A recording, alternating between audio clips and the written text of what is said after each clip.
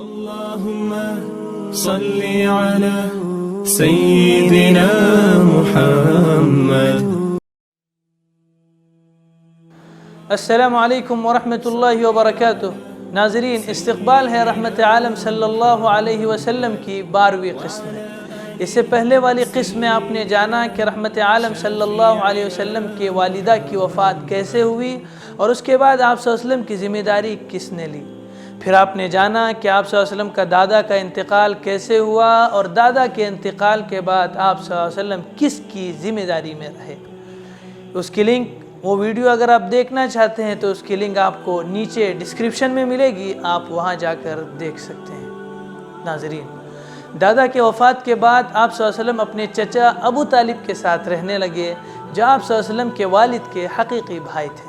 دادا عبد المطلب نے بھی مرنے سے پہلے ابو طالب کو دیکھ بھال کی وصیت کی تھی، اس لیے ابو طالب یکسو ہو کر آپ کی طرف متوجہ ہو گئے اور اپنے صاحبزادوں علی، جعفر اور عقیل رضی اللہ عنہم سے زیادہ نرمی، شفقت اور نگہداشت اور پرورش کا معاملہ انہوں نے رسول اللہ صلی اللہ علیہ وسلم کے ساتھ رکھا. سوتے تو حضرت صلی اللہ علیہ وسلم کو ساتھ لے کر سوتے اور باہر جاتے تو بھتیجے کو ساتھ لے کر جاتے. ابو طالب تجارت کیا کرتے تھے، سال میں ایک بار شام جاتے اور کاروبار کر کے چلے آتے. مکے کا مال شام کی منڈی میں لے گئے، وہاں کی ضرورت کی چیزیں لا کر یہاں بیچ دی. اس الٹ پھیر میں گزر اوقات کے قابل نفع ہو جاتا، مگر خاندان بڑا تھا، پھر دل کے سخی اور فیاض بھی تھے. عبد المطلب جیسے سخی اور کشادہ دست کے بیٹوں کو ایسا ہی ہونا چاہیے تھا، اس لیے کھا پی کر کچھ نہ بچتا تھا. ابو طالب جب شام جانے لگے تو محمد صلی اللہ علیہ وسلم کی عمر 12 یا 8 برس کے لگ بھگ تھی.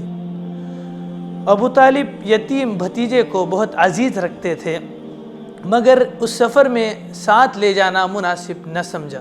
ابو طالب مکان سے چلنے لگے تو محمد صلی اللہ علیہ وسلم چچا سے لپٹ گئے. محبت مصلحت پر غالب آ گئی. یتیم بھتیجے کی افسردگی شقیق چچا سے دیکھی نہ گئی. کم سن مسافر کو ساتھ لے لیا اور یہ چھوٹا سا قافلہ مکے سے شام کے لیے روانہ ہو گیا. ابو طالب کا گمان تھا کہ راستے میں محمد صلی اللہ علیہ وسلم کو سنبھالنا پڑے گا، مگر محمد صلی اللہ علیہ وسلم میں خود اپنے سنبھالنے کی طاقت تھی، بلکہ چچا کا بھی ہاتھ بٹایا. جب یہ تجارتی قافلہ بصرہ کے مقام پر پہنچا جو شامی علاقے میں واقع ہے تو اس نے پڑاؤ یہاں کیا.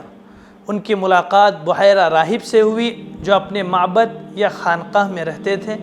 بحیرہ راہب نے معمول کے خلاف قافلے کی میزبانی کی اور بہت اچھی میزبانی کی اور ان کا بہت اچھی طرح استقبال کیا، اس لیے کہ ان کو اس قافلے کے ساتھ خدا کا خاص معاملہ اور غیر معمولی واقعات نظر آ رہے تھے.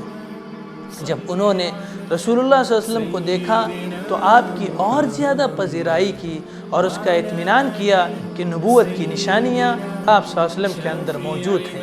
انہوں نے ابو طالب کو آپ صلی اللہ علیہ وسلم کے شان اور مرتبے کی طرف متوجہ کیا اور کہا کہ اپنے بھتیجے کو لے کر وطن واپس جائیں اور یہود سے آپ کی خاص طور پر حفاظت کریں، اس لیے کہ تمہارا بھتیجا آگے چل کر بڑی شان اس کی ہونے والی ہے. اسی واقعے کو بعض مورخین نے تنقید کا نشانہ بنایا ہے جس کا یہ محل نہیں ہے. چنانچہ ابو طالب سفر کر کے بحفاظت مکے واپس لے آئے.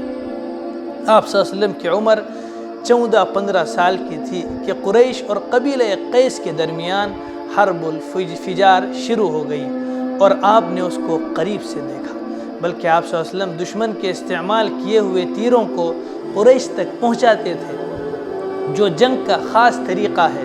اس موقع پر آپ صلی اللہ علیہ وسلم کو جنگ کا عملی تجربہ ہوا اور شہ سواری یعنی کہ گھڑ سواری اور تیر اندازی سے شناسائی ہوئی.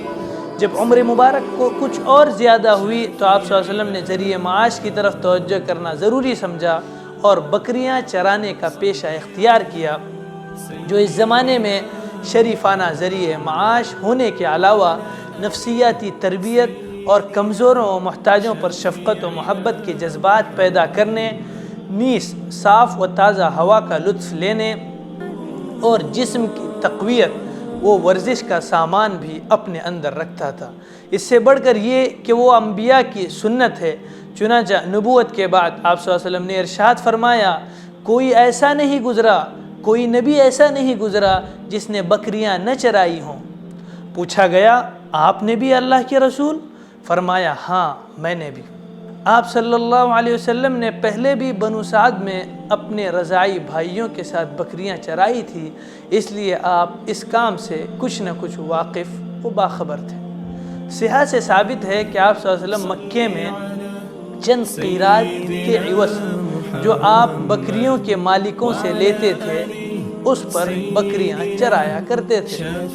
ناظرین، یہاں مجھے رکنے کی اجازت دیں، اگلی قسط میں جانیے محمد صلی اللہ علیہ وسلم کے اگلی زندگی کے کچھ اہم واقعات۔ والسلام علیکم ورحمۃ اللہ وبرکاتہ۔